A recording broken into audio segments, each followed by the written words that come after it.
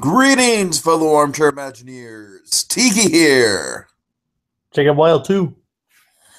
And welcome to another questionable episode of Star Tiki's Universe. I don't know. Sorry.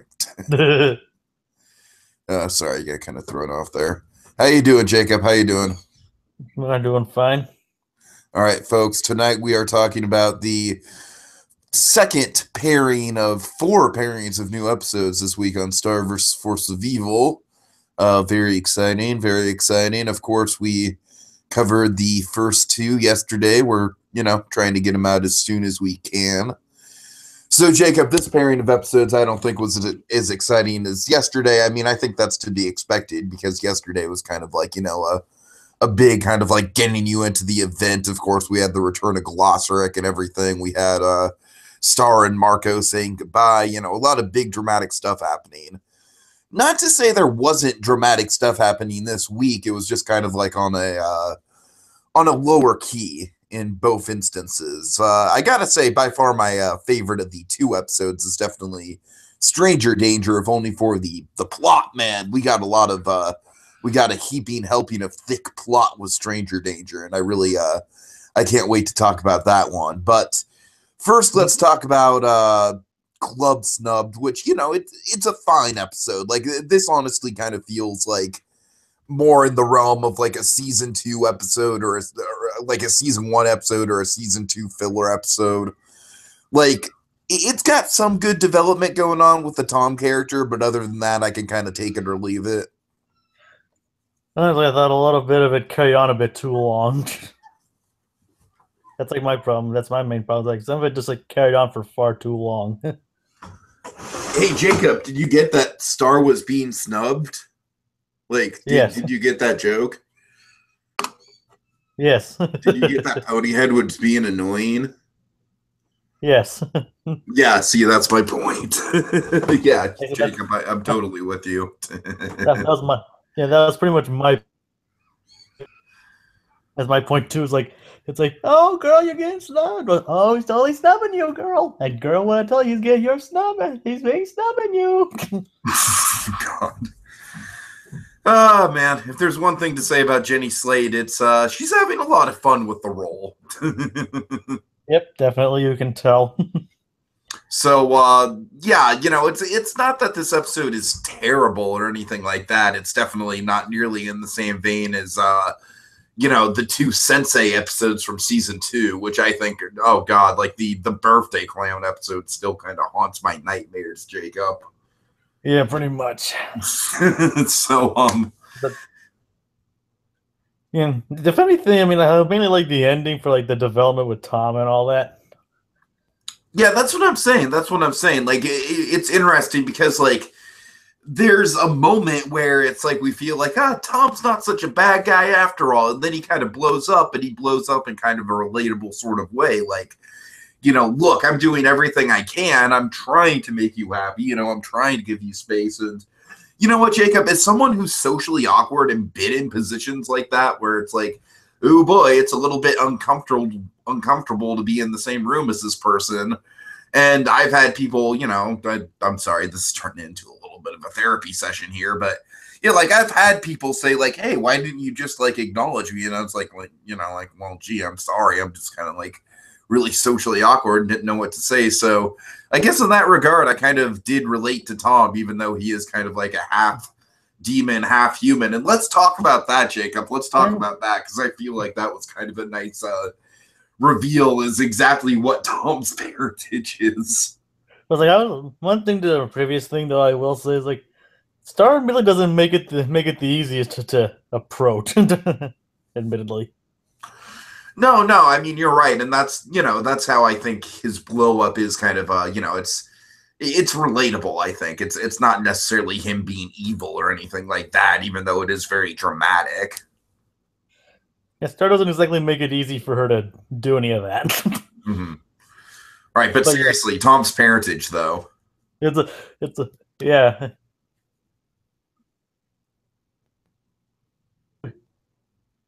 Queen Queen Rathmelior and Lord Dave.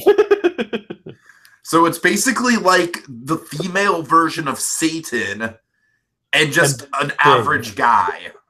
And Dave. Like, we're talking like this is a guy who makes River look classy just because he's so average. And he's married to a demon. Oh man, oh man. So I don't know. Like I thought this. If anything, I thought this episode had some fun designs. You know what I mean? A lot of fun background characters. I loved Prince Rich Pigeon. You're like, oh yes, he's got some new legs. And of course, the creepy Johansson cousin. Yeah, Prince Rock. Yeah, yeah. Nice to see another Johansson family member in the mix. I wonder if he was at the Game of Flags. Possibly, possibly. Let's see. I don't know. I thought the animation on, the dance with Star and Tom at the end was really cool. You know, a bunch of nice flashy colors. So props Yeah, to well, the animation, I guess. Yeah, like I said, admittedly, there's not much to talk about in this episode. Yeah, I'm kind of grasping at straws with this one. I mean, I'm not saying it's a bad episode. I'm just saying there's not really a lot to it. It's like, oh, it looks like Tom snubbing Star, but no, Tom's really just trying to give her, her space, and she's kind of being unreasonable, and then they kind of awkwardly sort of settle their differences at the end. It's like the end. Not much to it. Well, it's like it's entirely possible that they're just gonna like maintain a new friendship. It seems like.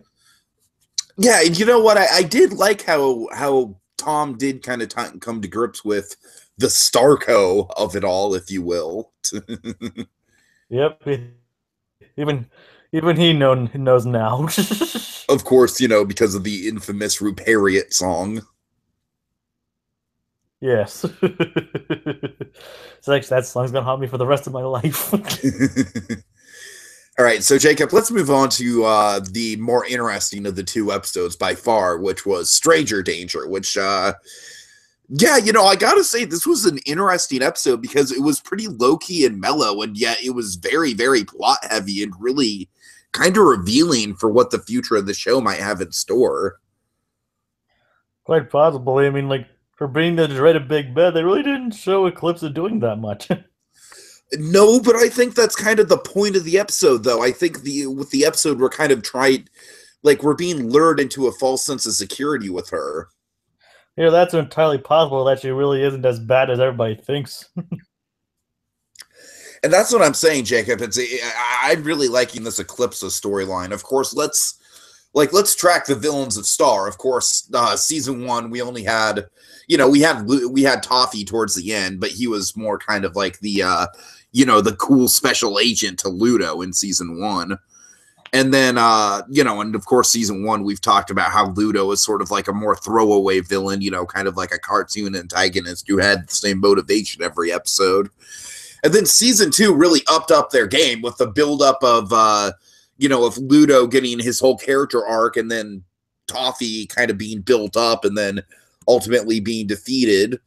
So season 3, moving into it, we're definitely, it seems like Eclipsa is pretty much going to be the main focal point of season 3 in terms of antagonists. And I think a big sort of thing in that is I think we're going to have to question the council a little bit, as you said, Jacob, because I think we might be getting kind of a message about like mixed race relations. Like, I'm sure we kind of maybe brought this up before with Eclipsa and the whole idea that her dating a monster led to her being, basically shunned and imprisoned. And so what do you think of that? What do you think of the whole kind of the political allegory of it all? It'll definitely be interesting to see how they go with it. I mean, if only if it doesn't become too heavy-handed. I mean, there's so many ways they can handle this, and hopefully they handle it in a respectable way if that's actually what they're going for. Yeah, because they have been shown to make those kind of allegories before, and they have done it in respectful ways. So it'll be interesting to see if that's what they're going for here, to see if that's really the case. If I'm to make a prediction, which honestly I think this whole episode is all about kind of like making predictions and speculating about what's to come, and like, I mean, like I said, it's not really that exciting on its own. It's basically like Eclipsa gets captured, and Star has a couple conversations with her, and she has some moral dilemmas about Eclipsa's situation. Like, in itself, it's definitely not an explosive episode or a really plot driven episode, or even a very exciting episode on its own. But I think it's a very meditative episode. You know what I mean? I think it barely even has a climax.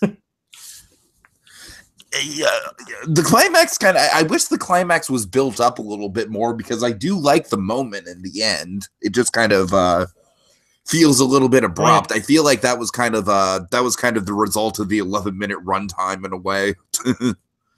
Like, I feel like the episode just stops. Like, it's like, that's what I'm saying. That's what I'm saying. Like, I was watching my timestamp when I was watching the episode, and I was like, oh man, we have like a minute left, and we still haven't resolved anything with Eclipsa. Like,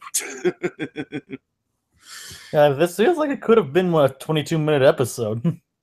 I think this maybe would have been better served as a 22-minute episode. I think they could have done some more dramatic stuff visually. I think they could have showcased Star and Eclipsa's relationship a lot more.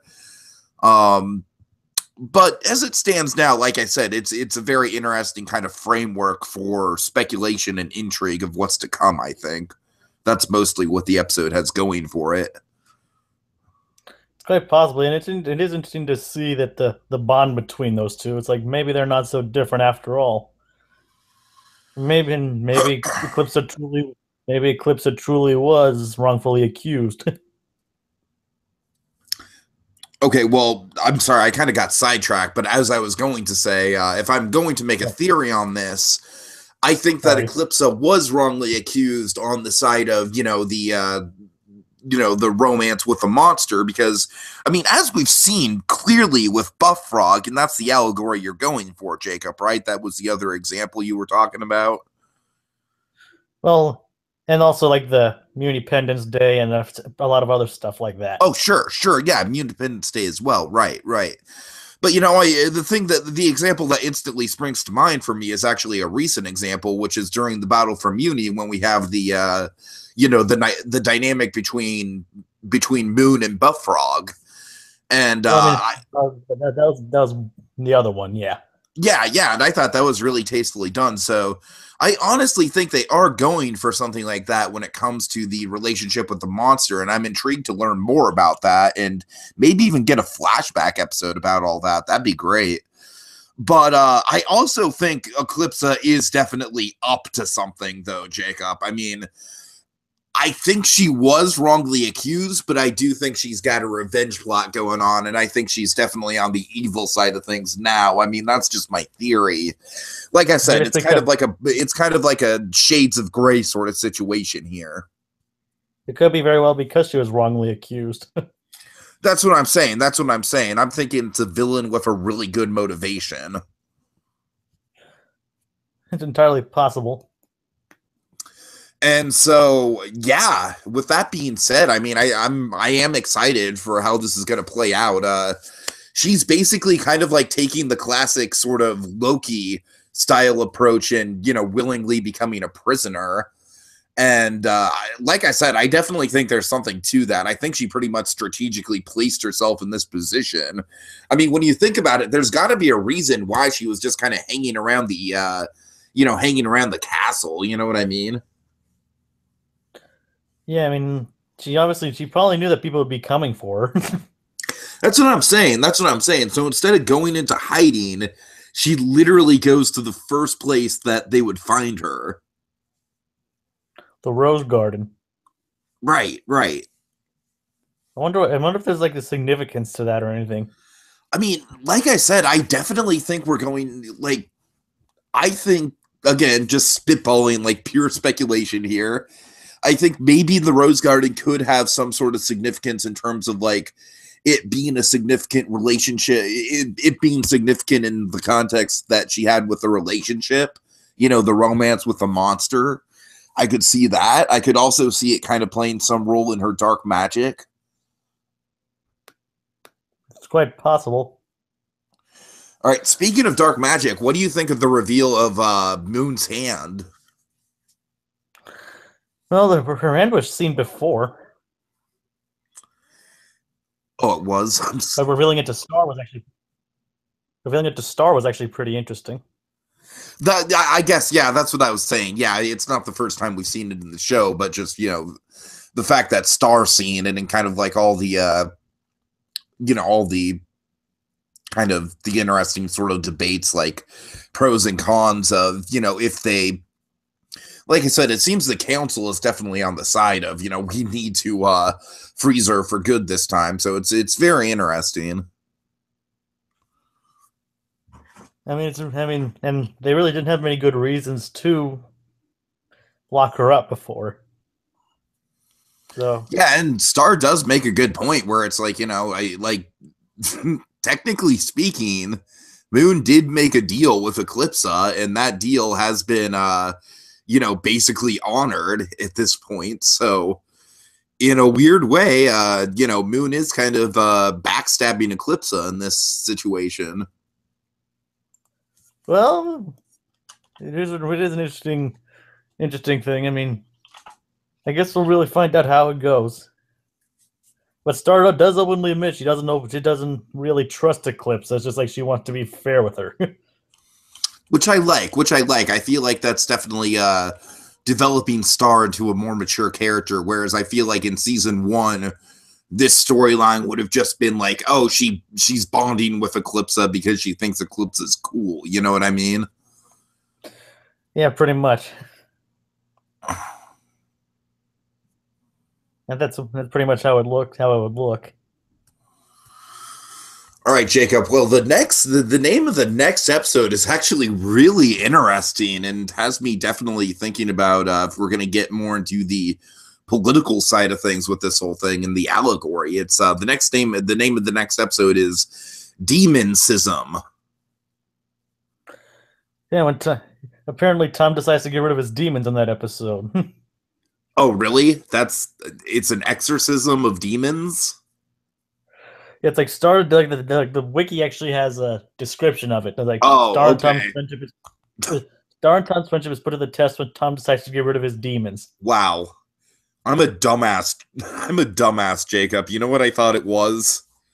What? I thought it was like, oh, demon racism. So we're gonna get like a backstory on Eclipsa and the romance and everything. It's entirely possible that it will happen. It's entirely possible that it will happen. Yeah, but it's definitely not going to be this episode, and demonsism is definitely not, like the Muni slang for demon racism. So I feel silly. All right, Jacob, do we have a description for sophomore slump? Apparently, Marco decides to put a full effort into living life in the present on Earth. Okay, interesting. So we're definitely going to have some development with Marco. We're going to get a full Marco Earth episode, which could be good, could be bad. Marco episodes are kind of, we've had some really good ones and we've had some not so good ones. So we'll see what happens there. And as for sophomore slump, I don't know. It doesn't sound like the most exciting episode, but it does kind of, we'll develop Star and Tom a bit more. I don't know. I hope they're not leaning in the direction of Tom and Star getting back together. What do you think about that, Jacob? Stargo for life. Exactly. Like even Adam MacArthur says so. All right, and I just think Star and Tom getting back together would just be like, kind of like a step back for her character in a way. Whereas I feel like a step forward for her character, as we're kind of hoping for, is Star and Tom kind of developing like a mutual friendship for each other. So that's what I'm hoping for. That's what I'm kind of hoping that, that this past episode showed to us. So any final thoughts, Jacob? I feel like we've pretty much ran the gambit on this. Yeah, as far as this, the first episode laid some interesting groundwork for Tom and Star's relationship going forward. And I think in terms of what was it? Stranger Danger. It probably very subtly laid seeds for the entire series going forward, at least this season. Yeah, for sure, for sure. Oh, and I totally forgot. What do you think about toddler Glossaric? Oh my god. Oh yeah, we forgot about Glossric. How could we forget about Glossaric, Jacob? Globgor. Globgor. Globgorb. Yeah. Uh, one of the notes I want to hit on, sorry, this is kind of awkward now that we've kind of got our final thoughts out of the way, but one of the things I want to hit on, though, is I feel like it's interesting that Glossaric kind of serves as like a generational character. You know what I mean? Like both all of Star, Moon, and Eclipsa have relationships with Glossaric. Yeah, he's an eternal being. Apparently helped the entire line of butterfly family. Right. So I feel like he's definitely going to be kind of a plot glue, kind of like holding all three of them together. And I think I think kind of like the big kind of conflict of this season is going to be, you know, Star and her mother kind of going at it with each other over the morals of the Eclipsa situation, which is going to be really interesting considering we've had such a big amount of development for Moon over the course of season 2 and then into the Battle of Muni. Yeah, we'll see. I mean, Ludo. I mean, why do you think Glossric is the way he is? I'm pretty sure it's probably, if I were to guess, probably having to do with like some sort of reincarnation thing where this is him kind of like coming back and having to sort of like relearn everything. You know what I mean? And it seems like it's the same Glossric. Yeah. Maybe it's like something. Maybe it's because of the book being damaged or something. I don't know. That could be. We'll see. I just hope Glossric comes back to us. I'm wondering if we're gonna get any Ludo this season. You know, beyond Battle of Muni. I mean, it's entirely Beyond Battle of Muni. Yeah. Who knows? It might make. It seems like his storyline's pretty like concretely wrapped up for the time being. And who knows? It might make way for some new villains. Well, that's what I'm saying. That's what I think the possibilities are endless for Eclipsa going forward with her. So I'm really excited with the groundwork they're laying with that. So, all right, Jacob. I think we've said enough. I think we can get out of here. So, thanks for joining us, folks. We'll be back tomorrow with the next 2 episodes, and then Thursday, and then the next week. Right? We're getting new episodes for the next 2 weeks. Pretty much like this week and next week. And then, oh my God, there's also going to be an episode on December 2nd. So, wow, a lot of stuff to cover, folks. So, rumor had it as like supposedly some kind of holiday episode. Okay, cool. I also know there's going to be some sort of holiday episode for DuckTales in December as well. So, looking forward to that. And you know what else I'm looking forward to, Jacob? What's that? Big Hero 6. Yep. Can't wait for that either. Yep, so we'll be covering the pilot movie for that series. It's the return of Baymax, right? Baymax returns. Baymax returns. I knew it was one or the other. God, okay. They're pretty much the same thing. Yeah. Baymax returns. All right. Okay, folks. So thanks so much for watching, and we will see you again tomorrow for the next 2 Star episodes. Yeah.